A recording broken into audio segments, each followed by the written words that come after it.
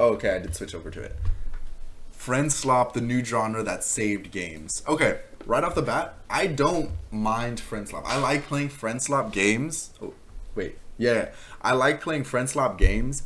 It's just that like I don't think they're all a variation of each other, but at some point they just get old. Like I didn't like Lethal Company. I liked. What other friend slop games did I like? I did not like I think it was Schedule One. I hated Schedule One. Schedule One, I did not like at all. What else? I have a lot of friend slop games. Let me look at my Hold on. I'm updating Stream Manager while also trying to do this. Let's look at the friend slop games I have on my library. Oh, RV There Yet? That game I never finished. I never finished RV There Yet. Is Among Us friend slop? I don't even think Among Us is friend slop actually. Hold on, I'm changing the tag.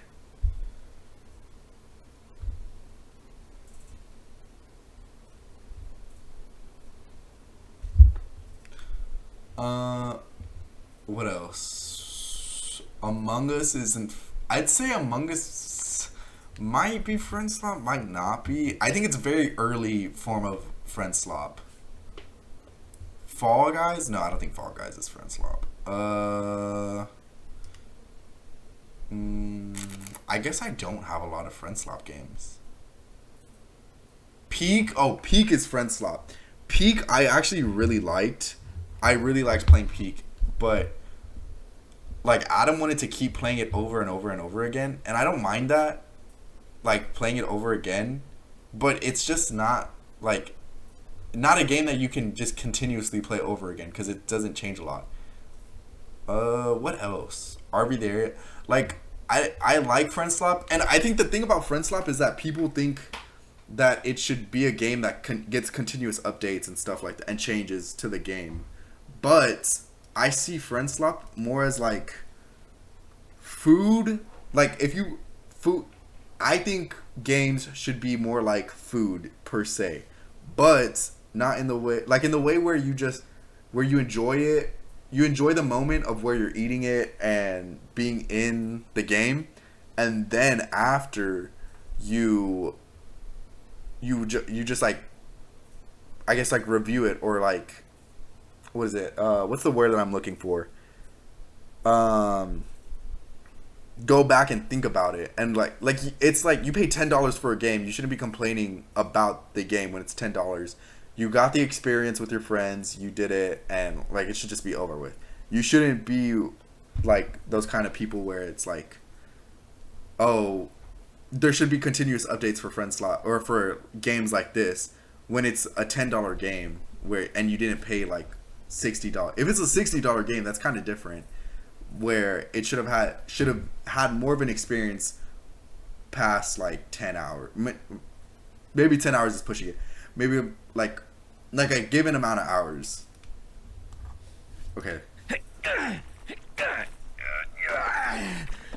This might come as a shock to many of you, but often video games are primarily designed for enjoyment. What? Nobody told me. Oh my god. This just reminded me of the League of Legends phase that me and Josh had, and that was horrible. That's horrible. I think we played at most like 3 games a day a week, or maybe 2 games a day a week, and then we would just get destroyed top lane, and it just was not fun. It just was not fun. Now, that's obviously simplifying an entire category of entertainment. You can cry, you can scream, you can learn, you can... Whoa, but if we were trying to explain the concept of gaming to weird extraterrestrial bugs, I assume we'd start off with that. And I like your slime. But as prices go higher, free-to-play gets less free, co-op modes get abandoned, and the carrot on the stick gets further and further away. The thing about free-to-play games also, me and Josh were literally just talking about this last night. About free-to-play games is that the core content of free-to-play games should just be free. Like if there's a DLC, that's a different story for like the story mode. But like free to play games, it's just like I think we were talking about Marathon. and we were talking about like one of the reasons it failed. If Marathon was a free to play game, then I think it would have done a little better than it does now. But because it costs like $30, I think, or like $40, then it's not going to do as well. Like, if Marathon had a PvE mode, then it probably would have done a little better. But just because of the core fact that it's a free to play game, it's a gimmicked free to play game with being $30. Starts to feel like the aspect of pure, simple whimsy is put on the back burner for tedious crap. That next achievement, that next unlock, that next skin. There's so many ways video games try to keep you tethered and then subsequently craving the next shackle. Fun for the sake of having fun with no other incentives involved for a while there was kind of dying out as a concept. Oh my gosh, wait, what's that night game? No, hold on. Okay, now I gotta look at it on my Steam because I know I have it. I know me, Adam, Josh played it. What the hell is that game called? Oh, Stick Fight is also kind of friend slop. That's a friend slop game. What the fuck is that game called? Oh, Mecha Chameleon. That's a good game though. That's a really, really fun game. Where the fuck is it? Castle Crashers. Castle fucking Crashers. That is an amazing game. I loved Castle Crashers. We never finished it. We need to go back and finish it. Especially in multiplayer games. Now, the ape-like primitive reward system will obviously still function in our brains forever. I pressed the button. I get a grape. You put a pill in this, didn't you? Oh shit. However, a new genre has emerged. One hell-bent on tackling the monotony. I didn't get into... This isn't Lethal Company, but I forgot what it was called. I never got into this game because it was just Lethal Company and like reskinned, which I feel like a lot of the games are kind of just reskinned variants of each other, which isn't bad because it's kind of like different content just branded differently, which isn't bad because especially it's probably going to be less than $10. But I don't know where I was going with that. I don't know why, like, I mean, there's not really anything to complain about. It's $10. You get to play with, for like what? Like 5-hour plus gameplay? But, yeah, but then it's like repeatable. Like, you can keep going. You can keep trying over and over again. Which makes it, like, the fact that it's repeatable and it's like $10, I mean, that's good. I don't know why you would complain about friend slop when you paid like $10 for it. Slog and superficial grind, a genre built for laughter. Oh my gosh, I loved that game. What is that game called? Hold on. Wizards something. I just have Steam out now. Wizards something. Is it Mage Arena? Mage Arena is so fucking funny. I loved Mage Arena. Okay, yeah, I just liked Mage Arena. Mage Arena is so fucking fun. A genre that echoes that medicinal feeling of a late night 2007 impulse buy. And that genre is... Also I want to get into this. There's somebody on Instagram, I thought, mentioned this, where they would play like Halo and just have fun with their friends, like couch Halo, or no, where they would sit on their couch and play Halo, and it wasn't competitive. It was just all fun and games. Or I think you could play with like people in different houses at that time. But I don't know. I never played Halo. I think that friend slop kind of brought back that feeling of that it being Friday night. You get on games with your friends and you just play until like y'all get tired as fuck. And it's just like a really fun memory to have because I have so many fun memories of playing Lethal Company and other friend slop games like that. Okay, you got me. Get under the couch. That name might not actually be officially recognized by the Council of Gamers. This place smells so bad, my eyes are watering. Friend slop, friend farm, YouTube bait, content farm. It is a content farm. It is, because I remember first starting out YouTube, which was probably like 2-3 months ago. I was like, I wanted to have it as like a group chat thing where me and my other friends would post content onto this one account, but then nobody else did it. And so, and I think I called it like Clip Farm or something.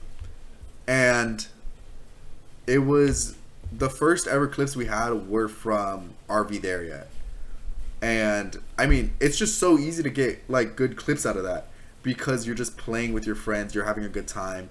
Yeah, it's not going to be like you're all laughing the entire time, but it has like, it's really, when it has its highs, it has its highs. When it has its lows, it's like very few. Social Chaos Viral Streamer Party Sandbox Sim is a thing that you've probably already played. And yes, I understand a lot of those phrases and titles are actually ridiculing the entire space, but while this genre remains kinda nameless, I'm just gonna say Friend Slop for now because I also happen to think it's funny. It's also such a broad genre because like Among Us isn't a Friend Slop game, but you could classify it as Friend Slop. That's what I think. Like it's such a broad genre of like what you can call friend slops, like in game wise. Lethal Company, Repo, Majorina, Content Warning, RV There Yet, Yap Yap, and the best one, you know what it is, baby, Peak. This genre is almost... Yes, bro, Peak was such a good game. That like month where Peak was just popping off was so fun. Oh my gosh. Definitionless. I wish I started like YouTube sooner because playing Peak, I think I had like friends that I hadn't played with in like years reach out to us or reach out to Adam and be like, y'all want to play Peak? And then we played Peak. Like it was just so fun. They're only loosely held together with a simple co-op. I hated RV There Yet. RV There Yet actually pissed me off just because Gio would always drive it and destroy our RV. And plus my PC is ass. So it couldn't even run good graphics. Operative goal. Get thing, go there, say this, do that, but the objective... Bro, Circle Tunes always has really fucking good animation. Fucking go subscribe and like to him. Or lack thereof. I'm just already surprised, like really like surprised with this animation. Is mostly a thin adhesive used to stick any sort of wacky hijinks machines to a shared experience. Falling... dying... Content Warning, I just did not like. They made another game, like, I think it was by the same people of Content Warning, where it was like monsters in a city and you would take pictures with them. That's cool, but like, Content Warning literally had, I just don't remember anything good coming from Content Warning. I think I bought it, played like 5 games, did not like it. Like, we would, like, you take pictures of monsters and then you get out. That's not that fun. Phasmophobia, I guess, could also be considered Friend Slop, but that was years before Friend Slop ever became like had a name. Trying out an item. You'll feel so good. Playing these games is No, Phasmophobia is more like a horror game, like a multiplayer horror game. It's not really Friend Slop. akin to a dumb baby chewing on everything to learn And plus, Phasmophobia also still gets updates, so I don't think it's not Friend Slop. how it works. Oh shit, there's hardly any rules. Okay, and Among Us probably is not Friend Slop because that also gets a lot of updates. I think it gets a lot of updates. It gets like new maps, like new subclasses or something like that. As to what makes a Friend Slop game. In a nutshell, these titles are usually proximity voice-based multiplayer cooperative experiences with a heavy emphasis on self-sabotaging collaboration. What is necessary to progress is often shrouded in metaphorical booby traps and real ones. The effects of abilities frequently extend to players in addition to enemies, and actions and roles are strategically made asymmetrical, forcing players to make concessions either for themselves or for the greater good of the team. Who's carrying the piano or watching the cameras? Who gets to eat that last egg? This might be the only genre where the supposed purpose or goal of the game takes a backseat to the aspect of playing the game in the abstract. I mean, yeah, that's true. So then, yeah, like Among Us probably wouldn't be more like Friend Slop, like that kind of game. It's more like a detective kind of game. I was just gonna mention the sponsor of this video. Oh, yeah? Were you? Take him, boys. Is this the sponsor? Oh my gosh, that is the sponsor. Oh my gosh. Alright, back to it. There's definitely levels of cravings for this. Oh my gosh, me, Gio, and Adam played the chain together on Roblox. We didn't even get past like the first like 100 feet In up. other games, take a look at Arc Raiders. The proximity Oh my gosh, Arc Raiders were so fun. I liked Arc Raiders, but me and Josh were also talking about this last night. The thing about Arc Raiders is that it's it was fun up until a point of, because Josh basically 100% completed the game. He had every blueprint, every weapon, or I think at one point he had every blueprint, every weapon, and like the best armor. He would go in, dominate, and then go out. He wouldn't get anything new. And for the longest time, for like weeks, for like 1 or 2 weeks, 3 weeks, he was just missing one blueprint. And he was like, after I get this blueprint, I'm done. Like there's nothing else to do in the game. I'm like done. And so he got that blueprint, and he was like, yeah, we were done. We were basically all done. Because I mean, I didn't want to spend all that time dedicating like my time to getting all the blueprints, all the armor, or like every blueprint, everything. Because after you get the blueprints, you could just keep crafting it over and over and over and over again. And yeah, I mean, the struggle to get that is hard, but then you do have people that like do that and get it, and it just like after that it just doesn't become fun, because then you have those super players that are dedicated to it, and then you have players like me where they just want to have fun, go in, mess around, and just get out. And those players have a less retention rate than the guys that are like playing for fucking their lives and just keep playing until they have everything. And I mean, that's the thing. I don't think Arc Raiders is a friend slop game. I wouldn't say it's a friend slop game. I think it did fit that like time of where a lot of friend slop games were popping off, or maybe like towards the end of it, a lot of friend slop games were popping off, and then it became like more friend thing. Hey, voice makes talking. Negotiating. Just saying hello. Oh my god. Really fun and interesting, because there's genuinely almost zero benefit to doing this other than the shared joy and communal experience of making momentary friends in a constantly hostile environment. That's true. I did like talking to just random people, just being like, "What's up, dude? Like, don't shoot me." The atmosphere of the game felt so different than anything I've ever played, and that was fun. That was really fun. I haven't played Arc Raiders in so long. I want to play it again, but it's just like, it's like I don't even know what there is to do on that. Like after what I have already experienced, collecting blueprints, going in, killing some people, and then getting out. Like, there's not really that much else to experience in the game besides experiencing the new maps. What the fuck is this on my cheek right here? What is that? Is that a pimple? Yes, you could argue if you're not a good shot, begging for your life is a benefit, but it's always quicker to shoot first and ask questions later, but many choose the don't shoot emote instead. It's far more beneficial to drop a group of 3 and take all their resources, but lots of people will call out, You get broke. We're cool if you're cool. surrendering resources. Oh my gosh. And being a new player to Arc Raiders, it's so fucking funny because me and Gio, it's our first ever fucking game. We load in and we're about to extract. We get some stuff. We're about to extract because I think Josh is about to join us.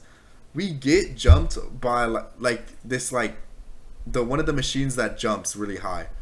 And then I'm like, I'm going to shoot it. And then I shoot it because I think I could kill it. And he jumps at us. He almost kills both of us. And we're just screaming for our lives. That was like the most fun. But like once you know things about the game, it starts to become less fun. Sources. Because then you realize how high it truly goes, and you don't want to get every fucking blueprint. And bargaining with other players isn't necessary whatsoever, but as humans, we crave this experience above all else because it makes us feel something greater than the acquisition of the items themselves. But friend slop games purposely sacrifice efficiency as a main mechanic, shrouding entire concepts and features behind vague how-tos, rough explanations, or a fuck around and find out structure. The actual, real objective is to be... And that's where I think the content warning kind of didn't do it for me, at least. Where I think it was more like content warning, the devs saw that people wanted funny moments, and they were like, okay, go out there, get funny clips. So if you're purposely going out there, because like I think funniness like this comes from being random, like having those random moments and just like not really trying to be funny, but because content warning was explicitly saying go out there, get a funny clip and share it with the world, and if the world likes it, you get more money or something like that.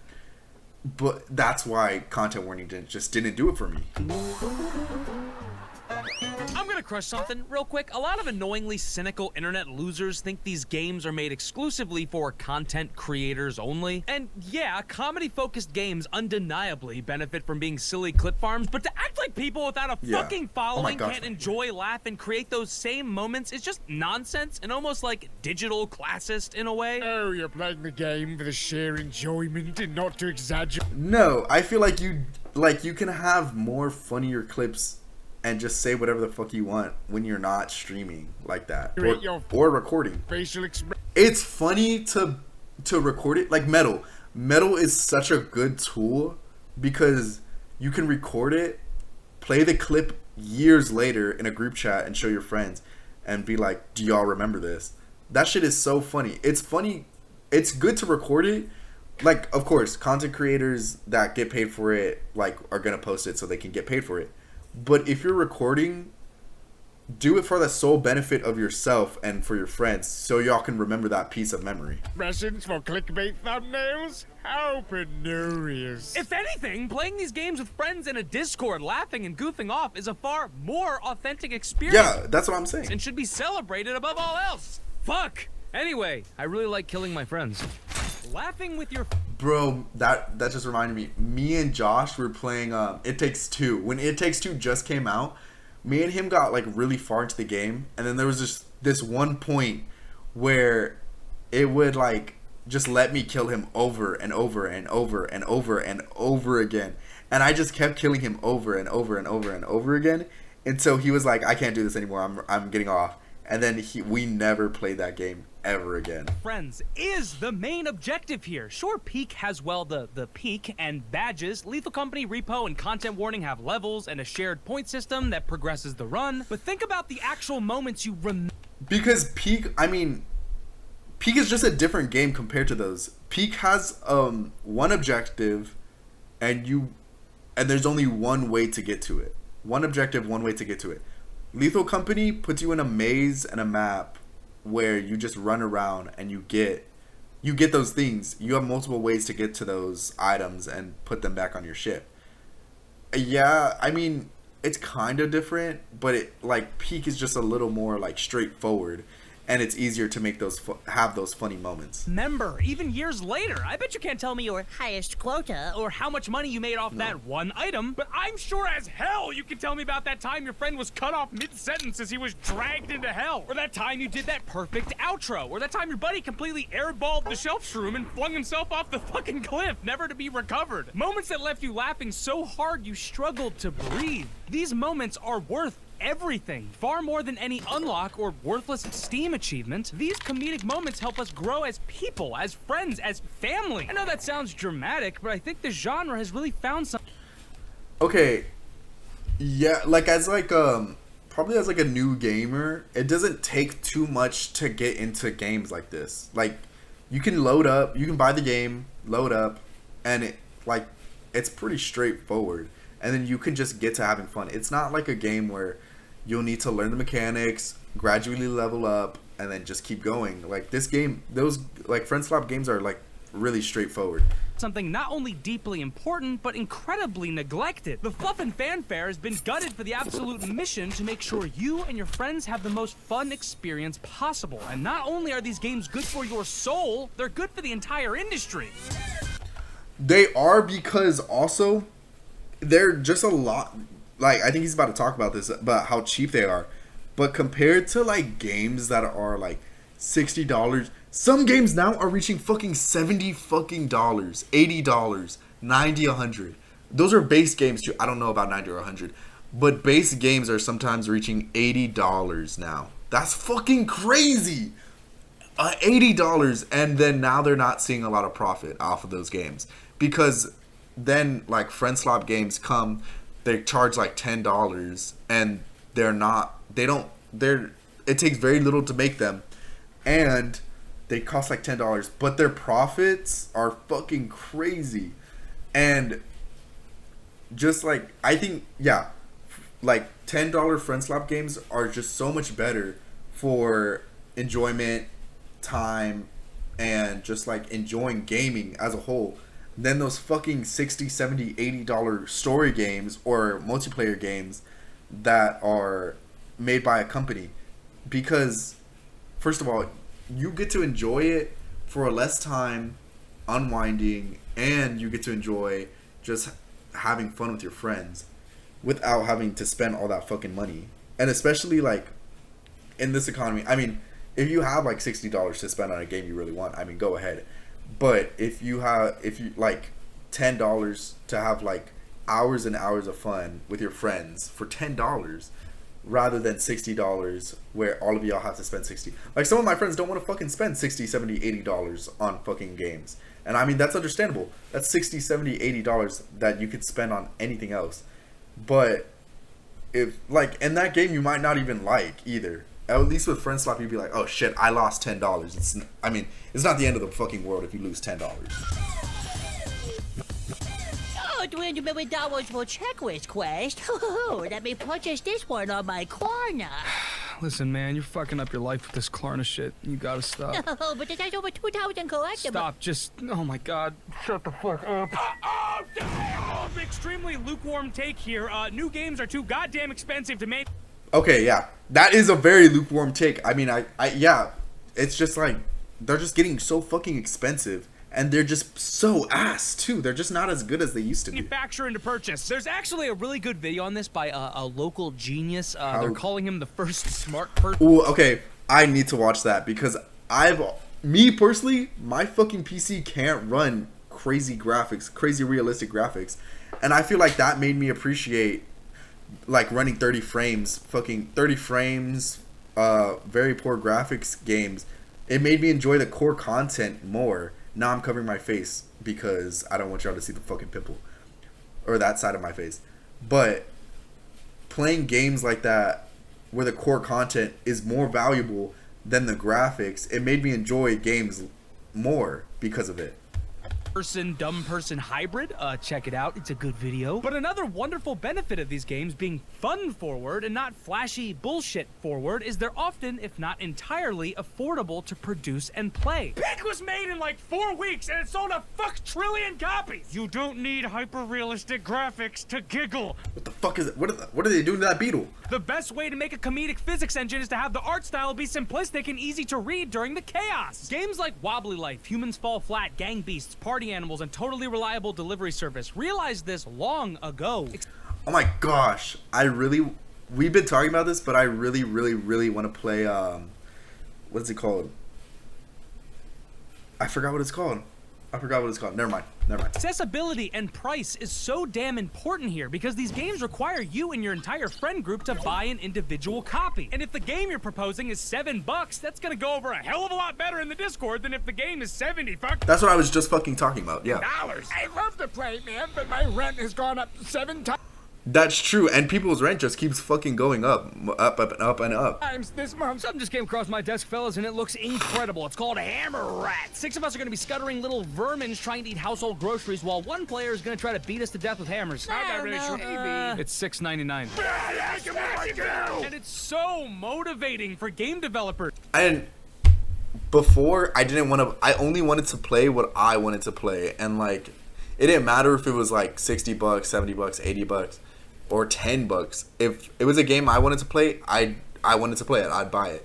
But now I'm more willing to play Friend Slap games just because of the fact that they're just more fun and cheap. Like, I don't lose anything if they're like cheap. So I'm more willing now to play like Friend Slap games like this. Veteran devs are ones that are just getting started. You've probably looked at these games and been like, man, I can make something like this. That's the thing, you fucking can! So many of these games have sold millions of copies with either minuscule budgets or straight up non-existent budgets developed on a singular computer sometimes. Sure, solo devs have been a thing forever. Party games have existed forever too, but honest question, have we ever seen these styles of games, these proximity-voiced, social hangout, silly goof-off Friday game night games on the main stage like this? Hell no! It really did. It's just a genre of games that really did take over like the internet, and I think it's still happening because games like what the fuck is that game called where you hide? Chameleon game. the fucking Chameleon game. What the fuck? It's not called Chameleon. Mecha Chameleon. Games like Mecha Chameleon. Like, those are friend slap games, and they're fucking... And it's like that genre of game are still taking off. There's some airplane game that I know that's under some... Like, it's a friend slap game. And I know it's under some fire. But Adam wants to play it. There's some other friend slap games that have yet to come out, and I want to play them. That's awesome. That is so sick. It's encouraging. And I look forward to those kind of games more than I have looked to any new gen games that are like $60-$70. In an often discouraging landscape where you feel you never have enough money, time, effort, or even skill to make a damn fun video game. The entire emotional and economic systems of this genre does a wonderful job of bringing us back to the... It really does, because like games today are just so like, I think I watched a video about this. They're so high skill level now. Like games like Fortnite, like when Fortnite first came out, it became a rush to see like who's the best and who can play the best for money. And competitive games really took over the scene from like 2018 to 23, 24, 25. I think now it's starting to shift back to what games were originally for, just easy unwinding and just having fun. But like games like Fortnite, Modern Warfare, Call of Duty, CSGO, I mean, those games have been around for like so much longer than 2018, but they really took the audience, or no, the face of gaming, to be competitive, to be like a sport, to win and play for money. When, I mean, I think games have always, or like that the root is just having fun with your friends or having fun by yourself. I bet at some point recently, maybe a few weeks ago, maybe a year, or possibly even today, you felt disenchanted by video games in general and unmotivated to even launch one. I think now, right before I started streaming, I was only playing basically like fucking Roblox and Minecraft. That was the only fucking game I'm playing. But now I'm playing fucking Angry Birds Epic, a game that I did not think I was going to come back to since I was fucking like 10 or 11. A game I didn't think I was going to come back to. But now I'm playing fucking Angry Birds Epic. I played a fucking Backrooms game the other day by myself. I don't like fucking horror games. Horror games scare the shit out of me. But I think also, okay, that's unrelated to Friend Slop. But I think just like streaming in general kind of got me out of just in what I usually played, like Minecraft, Roblox, just like having fun by myself.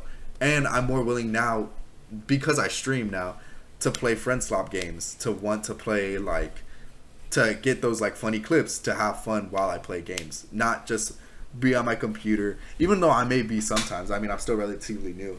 Be on my computer like this with my fucking chair back, going like a fucking chud. Like, I want to have fun playing games again. Sometimes I find myself locked with choice paralysis, staring at a massive library of games, and when it comes to finding and firing up a multiplayer game, that effect is magnified even more because the Cause then, yeah, it's like 4 other fucking dudes. choice paralysis among friends is a fucking nightmare. Everything lasts too long. Daily quest, learning curve, 30-second hours of cutscenes. I'm just trying to make it work, but it won't even load on my Fucking screen! Oh my god! So you know it's been a nice breath of fresh air? Go there, get Thing, Don't Die for a few bucks. Anyone can play these games and join in on the fun. Splintered friend groups will wrap. That's true. And because, I mean, circling back to this point, my fucking PC is ass. I cannot play a lot of games. Like Marvel Rivals, I cannot play Marvel Rivals. Off stream, Deadlock, I played Deadlock for stream the other day, and my fucking PC couldn't run it. Like, could barely run it. But like Friend Slop games like this, I mean, like, it's just like it's so simple. Like, I just download it, play it. I don't even have to mess with any of the settings. I can just fucking play it. Oh, what did I just open? Valley behind the low price point and ease of play. Your friend that only plays Stardew Valley, they'll play Peak and they'll love the fun art style and the little bug guys. Your friend that only plays Apex, they'll play too, and they'll have the best movement of the group for sure. And your friend that barely plays any games at all, I bet you could convince them to hop on as well, and I guarantee you they'll... Oh yeah, like Marco doesn't really like a lot of games, or like he doesn't want to buy a lot of games. And I mean, that's fair, because like all games are like 60, 70, 80 bucks. But like, I think we convinced him to buy a few Friendslop games, and we had a lot of fucking fun. Like, I love that Friendslop games cost like less than 10 bucks. Laugh the loudest. I truly... The thing I'm fucking worried about is that big, what's it called? Big genres of game... No, not genres. People like EA or fucking like, I don't know, Activision or like other like major gaming companies creating Friendslop games. Because then I feel like they're just gonna mess it up, like whatever. Because it's a lot of indie devs right now. But I feel like at some point these like major companies are gonna see like, oh, they're creating a fucking game that probably took like a month to make, and it's making over fucking like $1 billion in revenue. And well, let's do that. Let's fucking do that. Let's make a game. But they're gonna push it a little bit. They're not gonna be like, we're gonna sell it for $10. We're gonna sell it for $15, and it's gonna be the same fucking thing that other Friendslop games have, but $15. And then they're just gonna keep like just slightly outpricing it. 11, 15, 12, and like if they do good, then they're gonna keep making games like that, and they're gonna optimize it better or some shit. They're gonna make it better. They're gonna make it better than what indie devs make, and just outcompete them, and then you'll have a reason to fucking buy from those gaming companies rather than the indie devs. That's my biggest worry about Friendslop. Hate that the internet has taken the aspect of playing a game for fun and laughter and not nebulous rewards and cynically mocked and labeled it in a way to make it seem invalid or stupid. This genre is anything but slop, so let's start calling them what they really are. A friend-like. Naturally, countless motivations draw players to video games, an engrossing story, I feel like too many... It's gonna be really hard to change the name of Friendslop, like that genre, because it's just like, it's a name that just stuck.